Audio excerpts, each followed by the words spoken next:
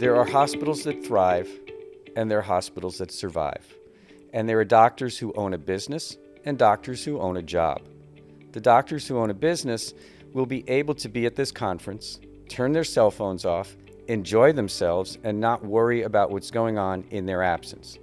The doctors that own a job are constantly checking their emails, their texts, they're calling in to see what's going on, they're worried about the relief doctor who is there because they don't trust the systems that they don't have to deliver what's necessary.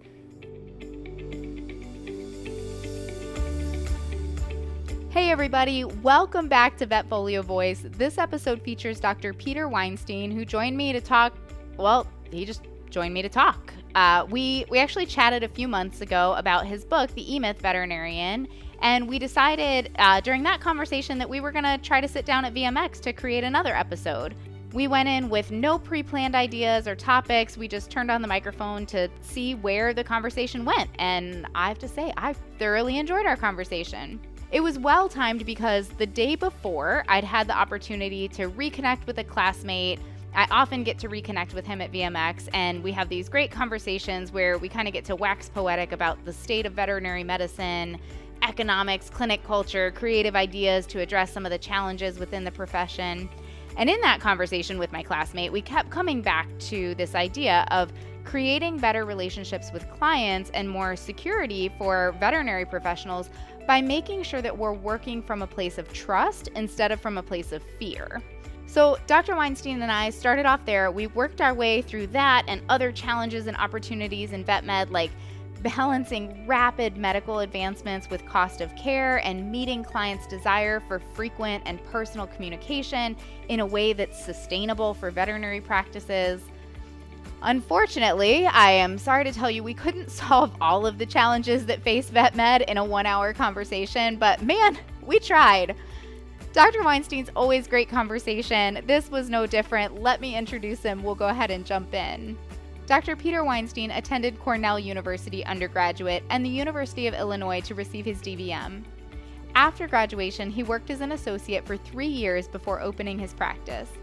While running his practice, he identified the need for business acumen to make his practice successful. While managing and practicing full-time, he attended University of Redlands to receive his MBA.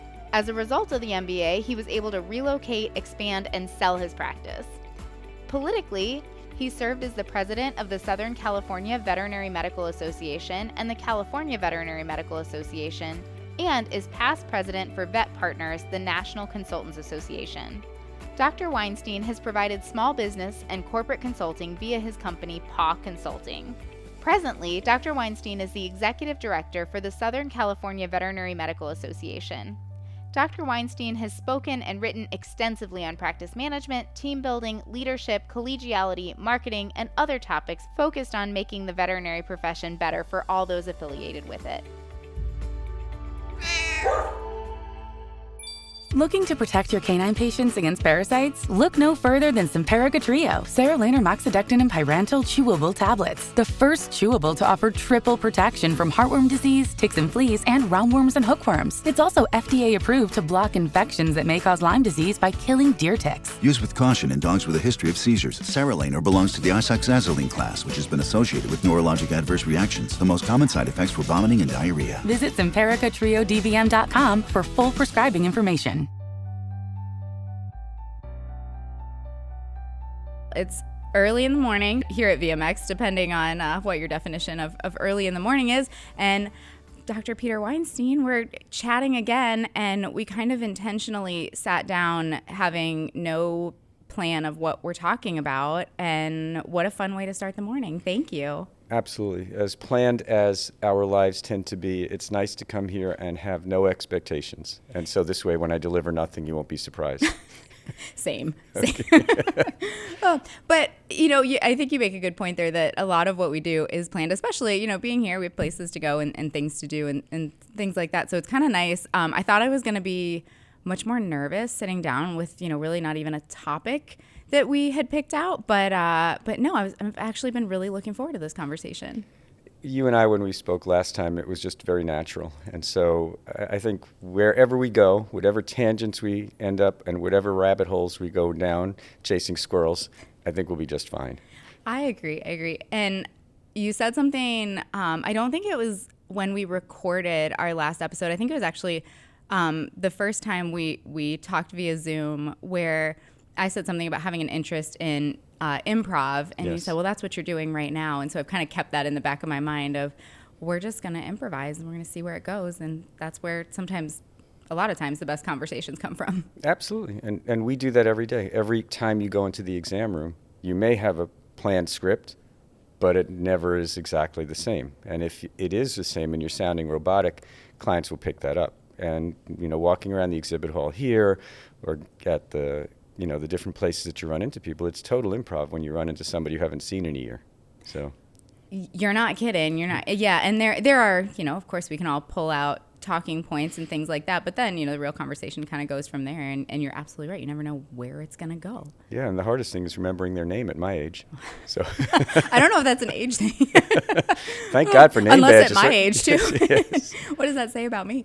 Well, speaking of that, running into people you haven't seen in a year and having these conversations, I was actually talking to a classmate of mine. We went to some lectures together yesterday, and I had mentioned we were having this conversation, and I said, I don't know what we're going to talk about.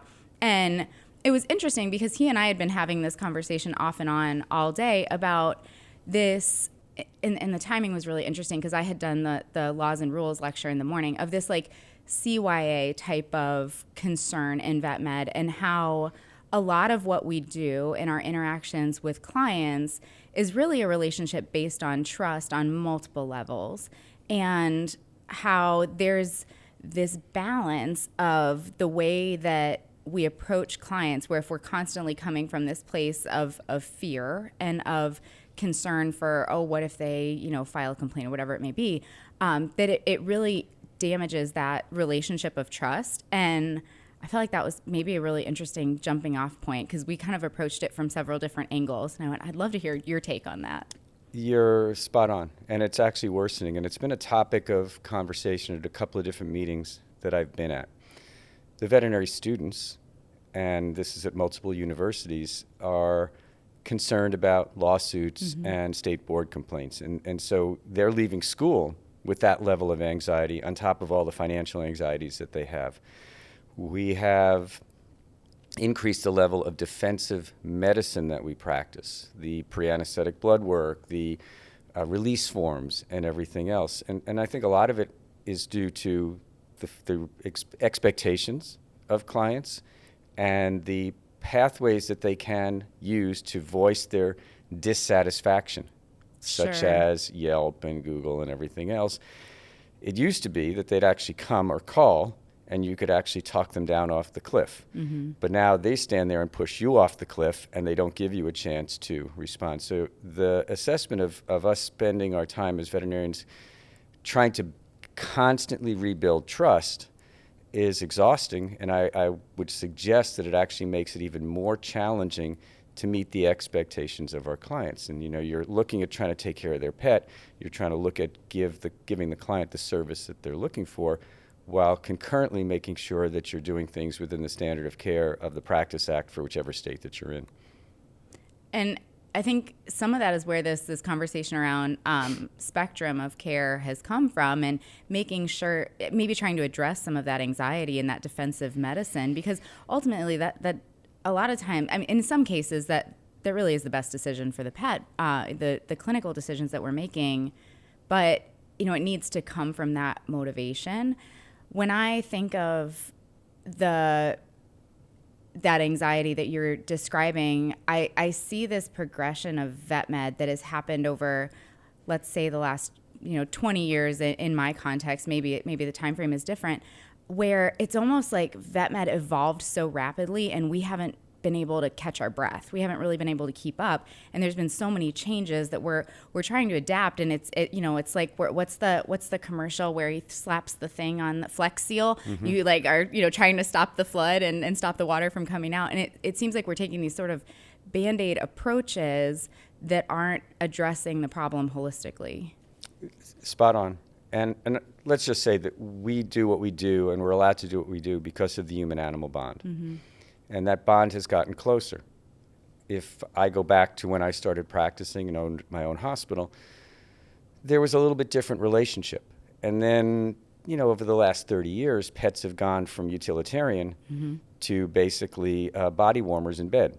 And so with that change, the relationship between pets and their people has changed. The expectations have changed. And I think we're in a position that when we make mistakes, honest mistakes, or dishonest mistakes, if they should occur, we're being held to a higher level of expectations from clients. And for some reason, we don't get a second chance to clear up some of the messes more so than any other industry. I think we're held to the same level as human healthcare, but without being given the same respect. Absolutely. My sister's an MD, and we have these conversations sometimes.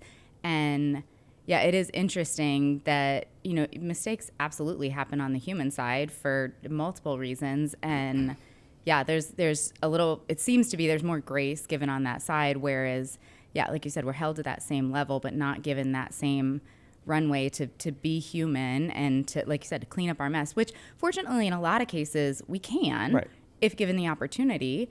And, at least if it is something where, one of those devastating mistakes that never should have happened, at least, have the chance to apologize and try to rebuild that bond of trust. But yeah, it is kind of like a ready, shoot, aim situation in a lot of those cases. I think the cost of care issues that we've seen escalate over the last 5 to 10 years have exacerbated the trust issues. I think what we've seen with consumers is that they really don't recognize the actual cost of maintaining a pet, dog or cat over the lifetime. And you were at the panel I did earlier this week where we were talking about what the real costs are, what clients perceive the costs to be. And I think some of the conversation that we haven't really done well is the transparent conversation of cost of care well before it becomes an issue. And so spectrum of care is part of that conversation.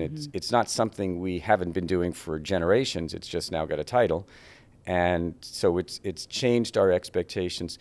We work harder now on every consultation because client expectations have gotten higher and higher. We're climbing a higher mountain. It's not a hill any longer. It's a mountain because of the internet doesn't help, the ability for clients to find disinformation and misinformation and come in with it. All of these have made the work that we do even more challenging. And the all of the advances we've seen with, investment into the veterinary field, which has been incredible, and the things that we're now able to do in veterinary medicine. I mean, the sky's the limit in so many cases as within what's fair to the animal. And that, and of course that impacts cost of care. And I think that's just another area where we haven't caught up, where, we're having these conversations, like we have all of these opportunities, but sometimes that's out of reach. Many times that's out of reach. And I think that can really impact trust to say, well, I'm out of fear, out of frustration of feeling like they can't take care of their animal. And I can respect that. I understand where it comes from. I guess, where do we go from here? These problems have sort of, they're multifaceted. They come from there's a lot of different reasons behind them. Which means I think the path forward is not a straight path. I think the solution is going to have to come from a lot of different angles as well. What do you see as some of what we might see in vet med going forward? The one word that we really need to work on is communication. Yeah. And that's communication at all levels. It's how we communicate, to whom we communicate. It's also listening and hearing the feedback that's out there and making the changes to meet the needs of our clients, to meet the needs of our communities from that standpoint. I also think we as a profession need to step up and be cheerleaders for ourselves and to advocate for the great things that we do. You mentioned your sister as an MD. ask her if she has a clue what any of her fees are. Ask her if she or a female cohort went into a hospital, what it would cost for an ovariohysterectomy. Oh, goodness. And then take a look at the average cost for the procedure that we do, recognizing it may be the most complex procedure that we do through a keyhole. Mm-hmm. And why do we get pushback and they basically go ahead and do it as if it's routine? I'm not sure that there are too many people out there shopping a cruciate surgery in human healthcare, whereas our clients are routinely asking, are there other choices? And I think a lot of that is because we are a service industry. We are competing for discretionary dollars with other hotels and airfare and Air Jordans, et cetera. So it's a different relationship on one hand because it's service, and it's the same relationship as your sister has with her patients because it's healthcare. And that's a much different world than human healthcare is dealing with. Yeah, and it's a tough needle to thread to say, that we're a service industry, but our decisions are life and death in cases, and that's a really tough thing to balance. Of course, the human healthcare system, I don't know if is what we want to necessarily model, at least maybe not here in the United States, where we have some challenges there without a doubt.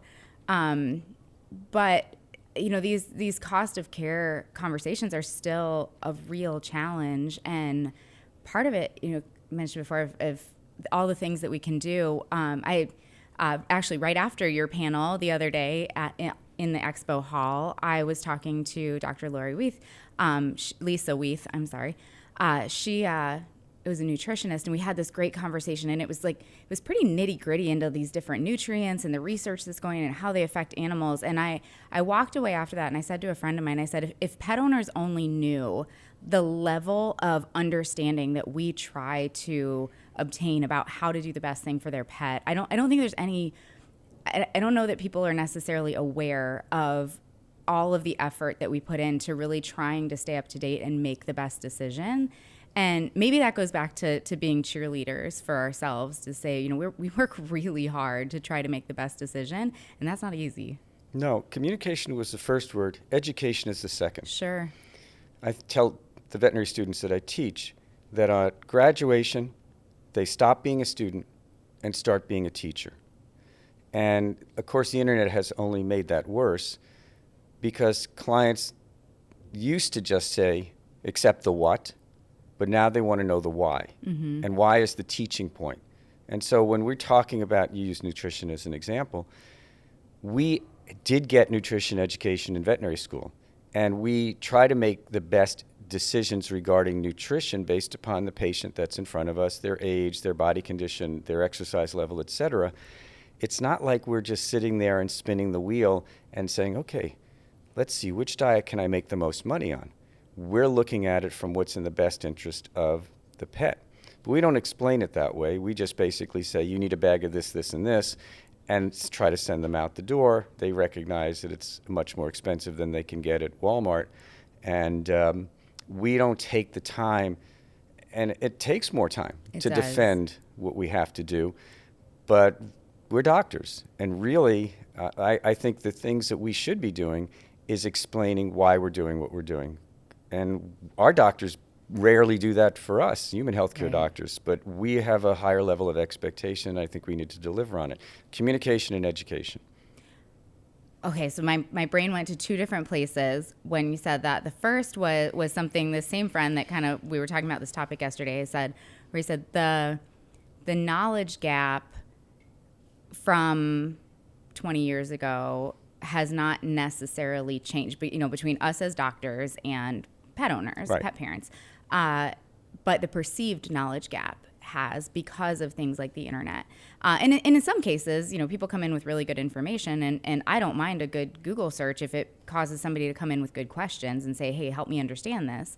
The other place that my brain went was around time, because there's so much to talk about. We know so much, and everything's important. The vaccines are important. The diet's important. The heartworm prevention is important. Does your dog have arthritis? We know that's happening earlier than we originally perceived in dogs. I live in Florida. Everybody's itchy. And so there's all these things to talk about. And I know that's an area where I struggle myself. And I'm continuing to even struggle in the conversations of like, how do we do this without, because I don't know that longer consultation times are realistic in a profitable hospital model. So, I know we have lots of different avenues now to get information out, but I don't know, I'm busy. If my doctor handed me a bunch of stuff to read or said, go to this website, I can't promise I would do it. So how do we defend what we're doing? How do we communicate things effectively in the limited time that we have? So the 20 or 30 minutes on average that we have in an exam room is probably not the optimal time to teach, except for one or two bite-sized pieces, because the average person is stressed. Their golden retriever wants to get out. They want to get home. Their cat, who they had to pull out from under the bed, is really not that happy there. And they're not really paying attention to everything that you're saying. It's wah, wah, wah, cancer, wah, wah, wah, knee. And what we really have to do is give them some information, use our teams and leverage our teams, especially on the well care side of things, where they can do a lot of the discussions on flea, tick, heartworm, follow-up vaccinations. But when it comes to follow-up care, let's use technology. Let's send a message home that, we realize that there's a lot of information that Dr. Cassie shared with you in the exam room. Here's a hyperlink to a study that she suggests on our website about the knee problem that your dog has. Or here's a video, and I would send it both as a text and I would send it both as an email, because we don't know how our clients are going to perceive things. But when you get home after driving, you grab your phone and somebody pinged you while you were in the car, what are you going to do? I'm going to click on that link. I need to know, what does it say? Exactly. And I picked that up because how many times have we done release instructions on a basic dog neuter? And it's, no food, no water for a couple hours, keep the e-collar on, hand walk only, suture removal in 10 days, or whatever it is. And depending on who's doing those release instructions, it may be very monotonous and unexciting, or it could be very engaging, but the client is only thinking, oh my God, how much is this going to cost me? Right. Hopefully they know that already. And they want to get the dog home. And then at 5:55, you close at 6, they call talking about their dog puking their brains out with a scrotum the size of a softball, and it's running around the backyard and they don't know what to do because they heard one word and that's it. So we have to supplement our education of our clients using the different tools and resources that are out there, and not just do it once. Do it every couple of days, especially in the case of dental care or post-op care, et cetera, because our memories we are so overwhelmed with information, and we have such a paucity of knowledge that if we don't constantly drip irrigate knowledge and information to our clients, they're thinking about everything else. So I think I hear three things. I think I hear we need to be the ones distributing the information so that our clients aren't necessarily getting all of their information from Google or AI or whatever it may be. We need to all work together as a team, and a 20, 30-minute consultation, as a DVM, we can't go in and explain everything, but there's so much that our teams can do. And then offering multiple different avenues for getting this information to the clients. This is something I've had to learn working for VetFolio. I can't sit still to save my life. And so when someone hands me an article to read, I struggle, to put it lightly. But if I can listen to something like podcast or something along those lines, I'll absorb it. If you give me a video, I can handle a video. And so there's different learning styles. So sometimes we'll do things text-based, and I'm like, I don't understand, this doesn't work, but it does work for some people. And, I talk to people who consume media in different ways, and they're like, oh no, a video is so boring. Like, give me something I can just sit down and read and write on. And so adapting to the different ways that people absorb information, based on their own learning style and their time and resources and things like that. Spot on. And if we can leverage technology so that if you put in a diagnostic code of cruciate, it automatically will set up a system to send these drip irrigation informations out to the client on a regular basis. I also think we should be asking clients when they come through the front door, how would you like to most and best be communicated with? Text, email, carrier pigeon, owl, snail mail, whatever it is that we want to use. Can we get carrier pigeons? That would be, I would have so much fun with that. I'm looking at Dr. Cassie here, and I can see Dr. Cassie doing 3-minute TikToks on cruciate surgeries and, skin, and I could see you going like this and, pretending that you're a dog and scratching yourself, and make it light and engaging. And it's you can send that same video to multiple clients because you want to engage the way they want. Heck, you could have a Dr. Cassie educational medical podcast that you refer them to. So it's really building and going to where your client wants to be and customizing that experience for a baby boomer versus a millennial versus a Gen Z who only has well, I'll get in trouble for this, sorry. It has a shorter attention span. Sure. Well, and to your point with, I was actually reading an article yesterday. I sat. That must have been painful. It was. It took me 4 tries. I finally made it through. I've had this article in my inbox for longer than I want to admit. And I finally was like, okay, I got to sit down and read it. But when I really got into it, it was interesting because it talked about Gen Z and how they really want that electronic follow-up. And I think that's important, and I think we have a lot of tools there, and we need to figure out how to use those most effectively. And I also think that's one of the challenges that we're facing of, like you said, baby boomer, millennial, and Gen Z. We have a lot of different generations that all function very differently in the ways that we consume information, and I think that can be a challenge to find a way to adapt and make sure that we're getting information to people in a way that they can consume it. I don't know how TikTok works. I've managed to resist to this point, but you're right. A lot of information gets out that way versus, there's many people who prefer written instructions, or, you're like me and you send the link and it's going to drive me crazy until I click on it and see what it says. And so, like you said, asking people, how do you want to be communicated, what works for you, and maybe continuing to ask that question to say, hey, we've done it this way. Is that still working for you? Do we need to do something different? Absolutely. And we shouldn't ignore Gen X. You're right. We shouldn't. Oh, gosh. I'm glad you said that. No, we have to revisit the client each time, confirm content in terms of how they want to be communicated, confirm email addresses, cell phone numbers change. And it really is building that customized experience for each client each time so that they feel like a name and not a number. Mm-hmm. And I think that goes to the service industry sort of situation. Going back to the 3 things that you identified before, delivery of healthcare in a team-based fashion is the only way to do that.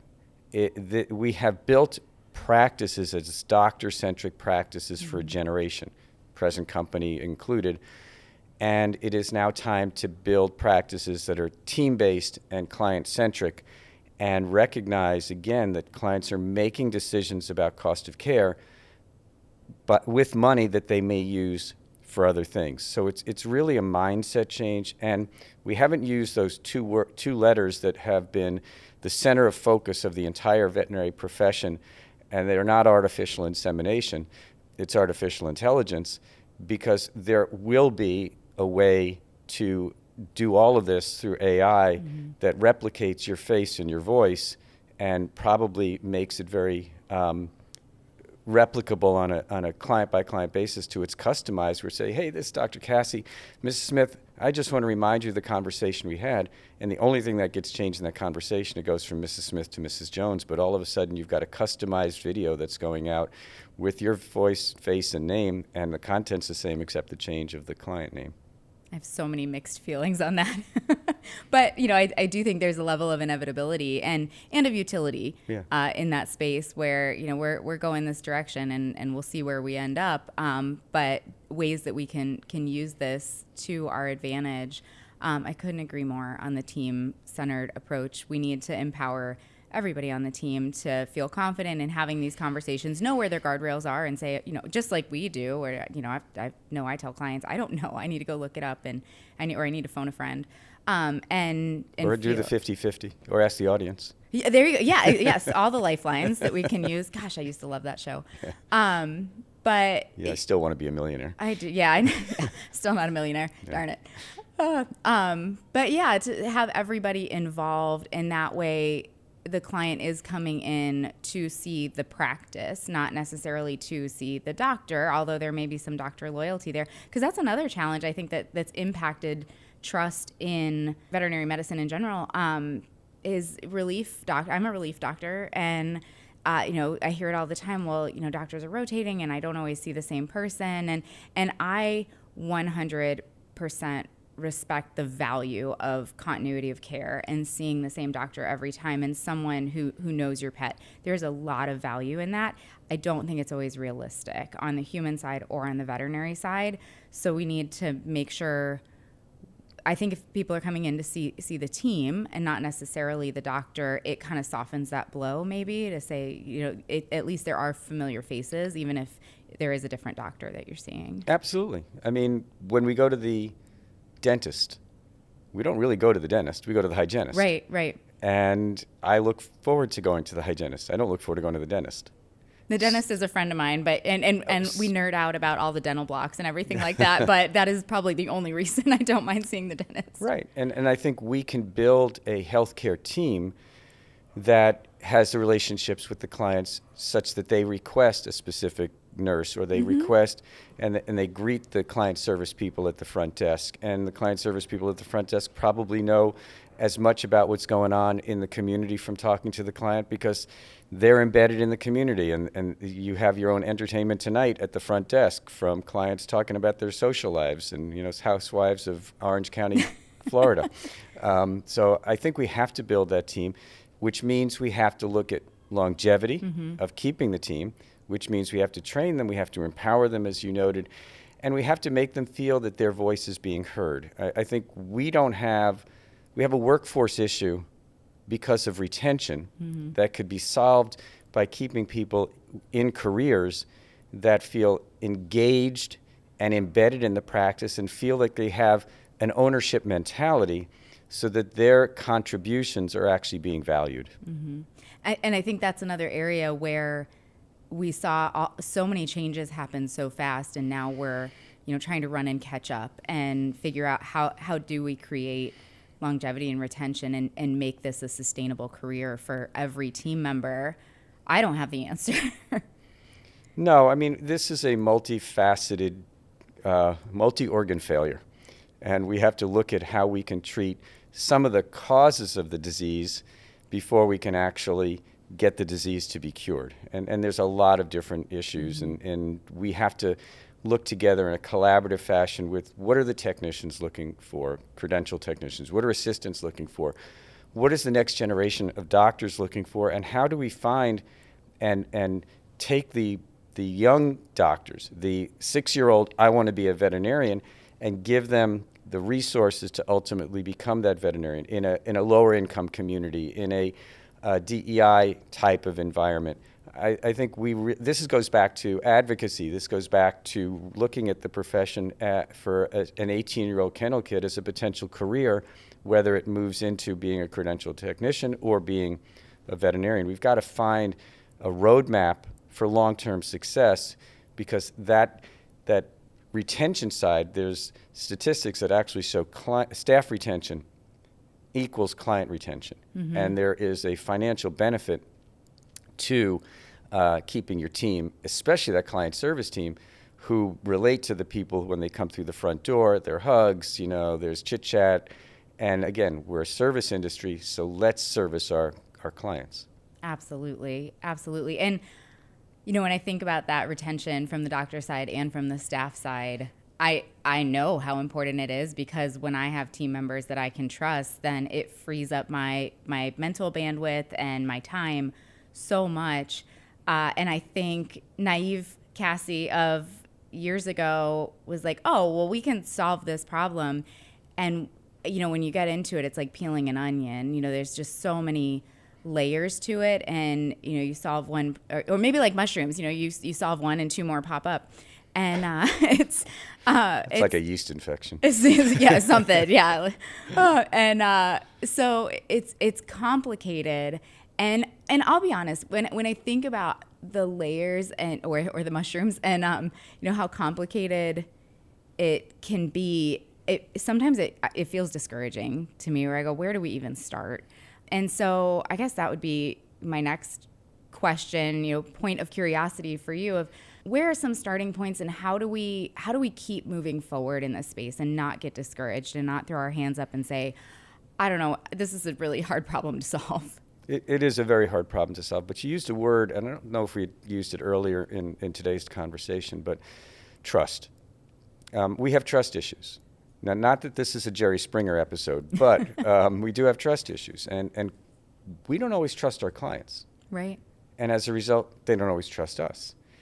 We don't trust our staff, and a lot of that comes from the fact that we aren't experts in hiring, and we do a crummy, I had a different word, we do a crummy job of onboarding, orientation, and training. The only way you can build a level of trust is to give people the tools to be successful. And if you remember from vet school, see one, do one, teach one. Mm-hmm. But we don't always do that.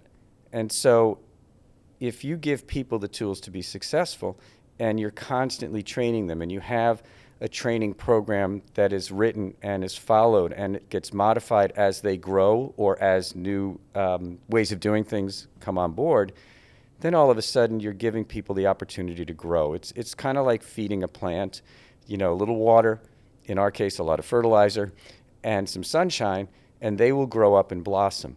But we don't always throw the fertilizer at them. And sometimes we don't give them any sunshine because the day is so busy. So trust is built upon training. And we don't really do a great job of supporting our team. And you walk into a practice as a relief doctor, you've never worked with them before, you have two choices. Do everything on your own because you don't trust them, or trust that they have been trained to do what you need. Until you say, can you put in a catheter and do this, this, and this? And they say, well, that's not how we do it here. The doc does all of that. And you don't know that until you're knee deep or neck deep in diarrhea.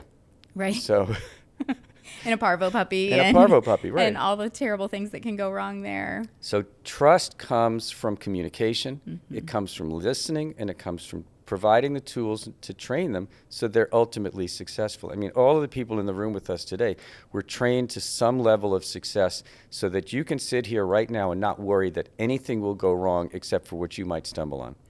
Which is a lot, and there, thank goodness for all of you sitting here with us and who can cut out all my stumbles. So I agree 100%, and I'm very, very fortunate that I've been working with the same hospital group for 5 years, and they're very good to me. There is a lot of focus on what you're talking about of continued growth and training and empowerment. That's not the case in every hospital. I'm going to stay vague here intentionally, but what about hospitals where maybe growth and retention and empowerment is not the priority? I think what we're going to find is that there are hospitals that thrive and there are hospitals that survive. Mm-hmm. And there are doctors who own a business and doctors who own a job. The doctors who own a business will be able to be at this conference, turn their cell phones off, enjoy themselves, and not worry about what's going on in their absence. The doctors that own a job are constantly checking their emails, their texts, they're calling in to see what's going on, they're worried about the relief doctor who is there because they don't trust the systems that they don't have to deliver what's necessary. Those who thrive take vacations in Tahiti. Those who don't thrive don't take vacations. And so I think what we have to do is really help those who are in survival mode with the tools that are necessary to help them move from owning a job into owning a business, which is part of what I do through the variety of educational programs that I do. So I'm not here trying to sell Dr. Peter Weinstein. What I'm here is to trying to sell opportunity. Sure. And every doctor out there has the opportunity for themselves and their team to be better.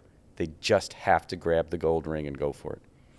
Do you think that this kind of evolution into needing to own a business for longevity is going to outpace maybe the people that we're losing in the profession while we're trying to catch up? I think this is the great time to be an entrepreneur. And I mean, I write a column on it. I think we're going through an entrepreneurial renaissance right now that will allow young doctors or multiple young doctors to own a business and to have families and to create their own equity and value down the road. And again, if we teach at the vet school level what the opportunities are after graduation and how to get there and give them the tools to be successful and introduce them to a success team, because you don't have to do everything. I mean, when I opened my hospital, I was absolutely clueless. I can relate. Yeah. Then I went and, I went back to school and got a business degree, which helped me look at other businesses for success. Mm-hmm. Well, there's so many consultants, bankers, accountants, attorneys, consultants, resources out there to help practice managers, certified veterinary practice managers, to help a practice become successful. It's not all about me. It's all about us and bringing that team together to help you accomplish the vision that you have. And so I think that this is a land of opportunity that we just need to let people know it's out there. I think so many people, we were talking about education and communication, so many of our young colleagues don't even really know all the opportunities that exist.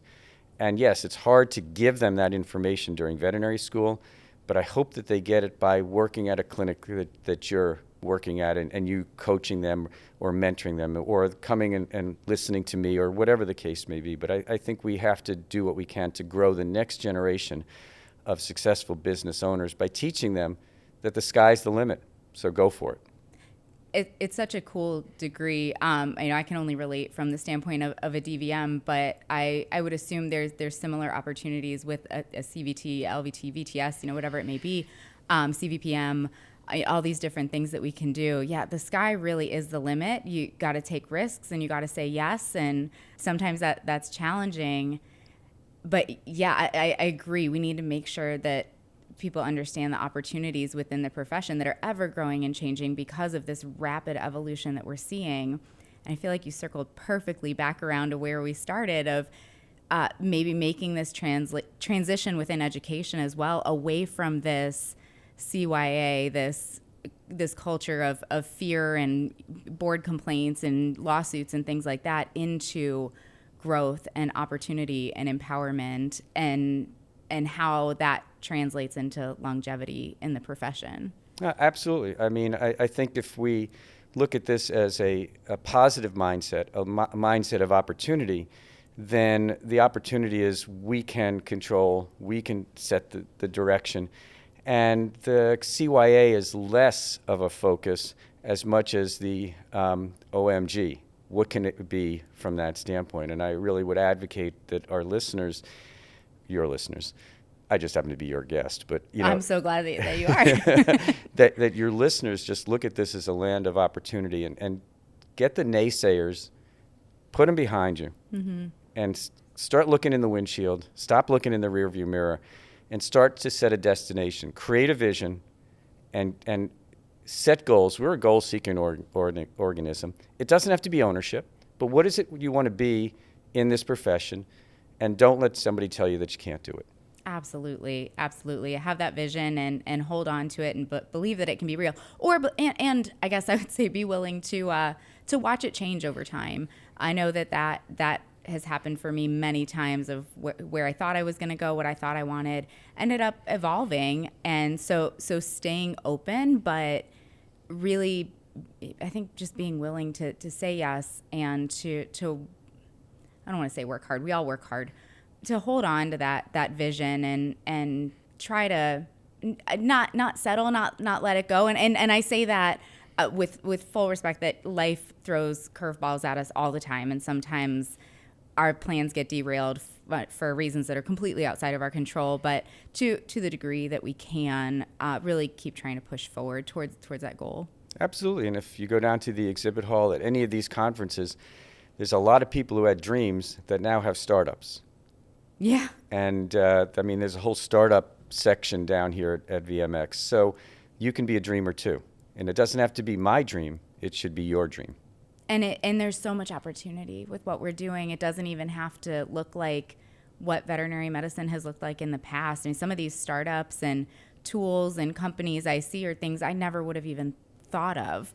And now they exist, and they're addressing some of these time constraints that we've talked about in the clinic to get that information out. And that's where the field is so cool. There's just so much that we can do, and so many opportunities that it is easy to get lost along the way in some of the challenges and the fear and the negativity. And so I guess trying to stay encouraged, and I think that comes from encouraging each other. We're all going to be at different levels of that positivity and believing that we can move forward. And so supporting each other so we can move towards all the different opportunities depending on, what that goal looks like for each and every one of us. Yeah, I had a bucket list opportunity this summer. My wife and I went to the UK, and we drove up to Thirsk, which is where James Herriot's office and home was. And so they have the James Herriot Museum. And I became a veterinarian, a lot of it, as did many of your listeners, from having read All Creatures Great and Small or watched the TV show. And just the ability to walk into the building and was definitely a choked you up type situation. And then my wife bought some of the books that were not the classic James Herriot book, but some of his other works. And as I started reading them, it's like, it brought me back to why I am what I am and why I do what I do.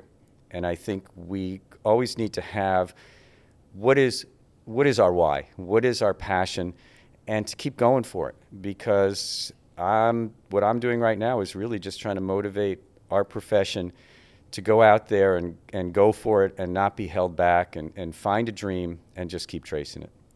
Can you elaborate on that a little bit of some of the messaging you found reading the James Herriot works? Just relationships. I mean, just lying on the ground without a shirt, with a sleeve up to your elbow, trying to pull a calf. Sure.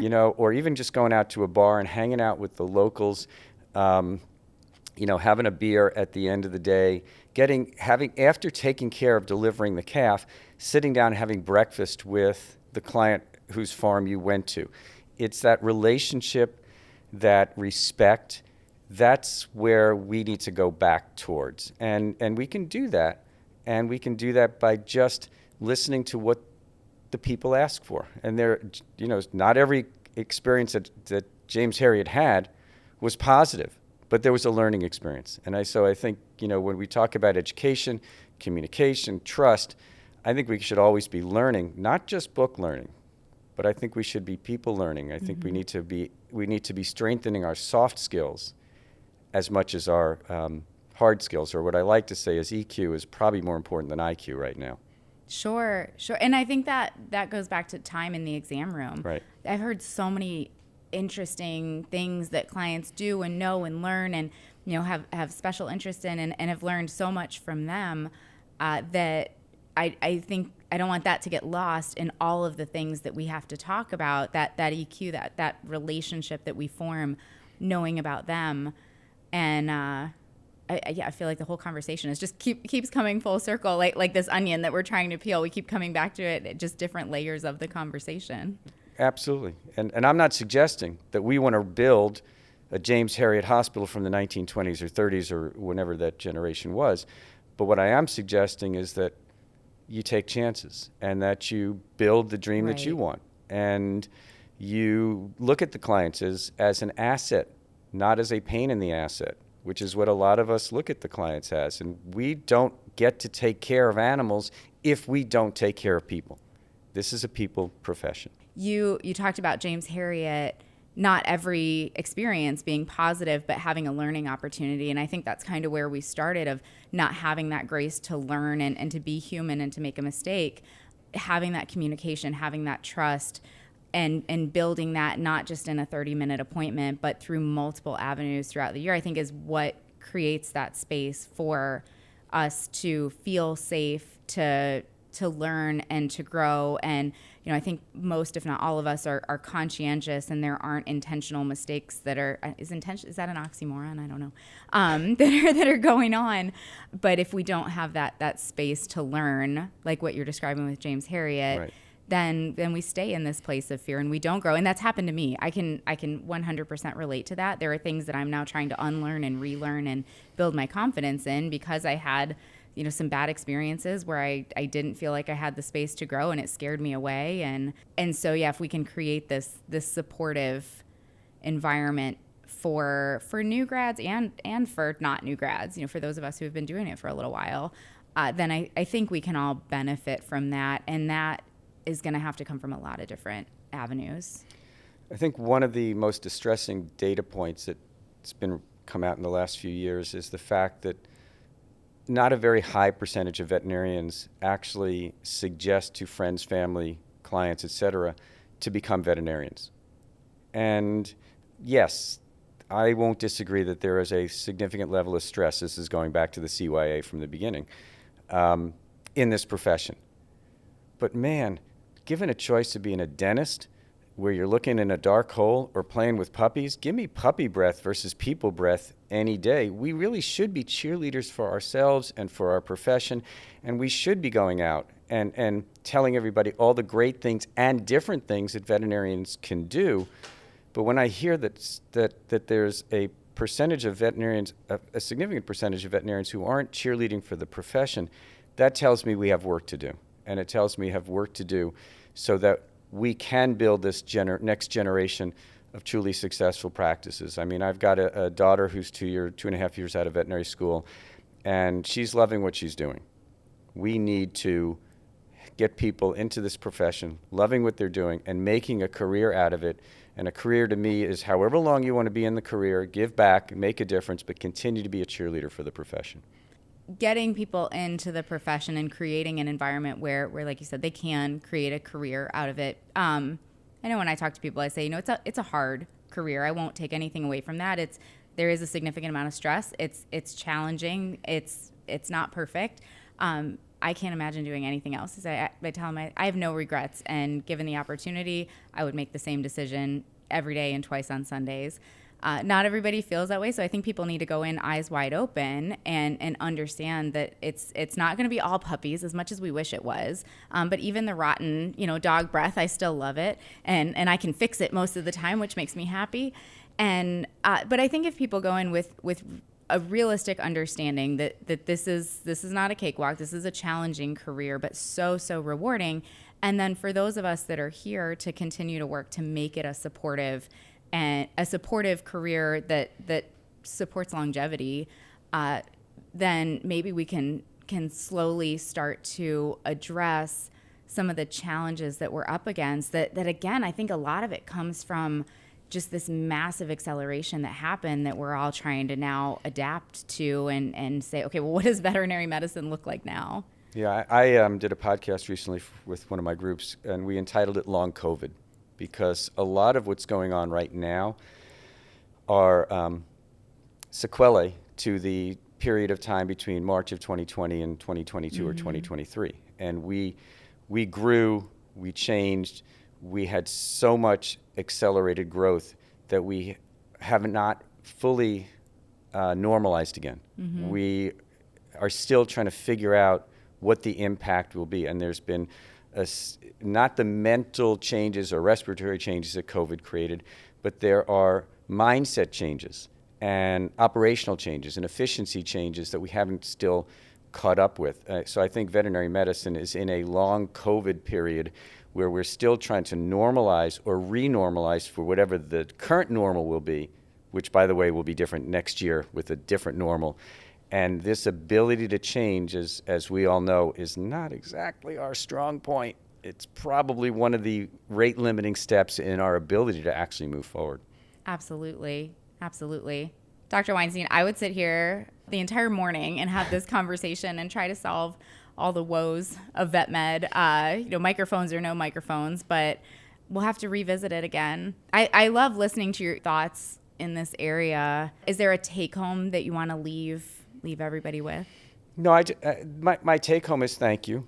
my take home is the appreciation that I have for the messaging that you're trying to get out. And I think that I just really ask our colleagues to, start to focus on the positives of this profession. It's really easy, and we see it on the news all the time, to focus on the negatives. Bad news sells. Mm-hmm. But let's focus on positive news. We really, if you look at all the pictures and everything else that's in the exhibit hall and in the aisles as you're walking around, they're happy pictures. Let's just make this a happy profession, because we get to take care of animals. We get to continue to support the human-animal bond. It's not easy. It is an uphill slog in the mud with a 40-pound pack both ways, without shoes. But we get to do things that no other profession gets to do. And we get to do it, and we get to give people pets and horses and pigs and cows and sheep and goats and fish and iguanas and snakes and everything else, that relationship. And I don't want people to forget why we do what we do. And if we keep that why in front of us, I do think that we can have a great and continue to have a great profession that grows to meets the needs of the world of people and the world of animals that are out there. And if I can add one thought to that, I think not to underestimate our influence and our ability to have an impact of, if hearing that, it's like, well, I'm struggling to see the positives and I wish it looked like this, to not underestimate your ability to make changes. And, change happens 1 millimeter at a time. And so, keep fighting the good fight in that way. Absolutely. And, if you look across the room here at Cassie, Dr. Cassie, I'm pretty certain when she was in veterinary school, she had no thought that she'd be sitting here doing podcasts. Oh my gosh, no. And the opportunities that you have created or been offered are things that anybody with the right attitude can have. Absolutely. And so let's go with a positive mental attitude, and let's keep pushing forward. It's been a long haul. It's been a tough 5-6 years since the pandemic. But now it's in our control, and we as veterinarians need to be the ones who set our own destiny. So I challenge each and every one of you at the grassroots level to decide where you want to go and help the profession get there. I love that. Thank you so much for joining me. This has been such a fun conversation. And we did it all unscripted. So. We did. We came in with nothing planned and had this great conversation. Yes. So thank you, Cassie. Oh, thank you.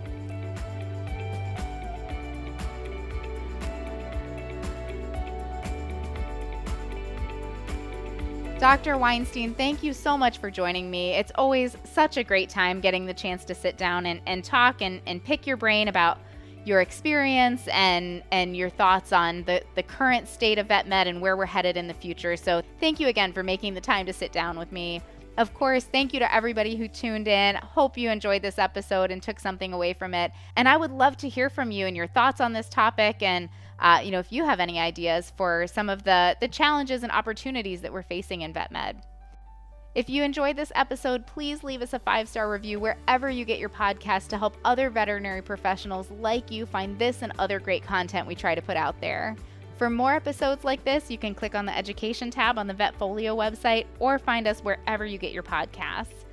Of course, like I said, I want to hear your thoughts on this episode. I'd also love to hear ideas for what you'd like to hear in the future. You can reach out to me at dvm@vetfolio.com. We can connect on Facebook at Dr. Cassie DVM, or you can find me on Instagram at dr.cassie.dvm. And remember, if one animal is better off because of you today, it's a great day.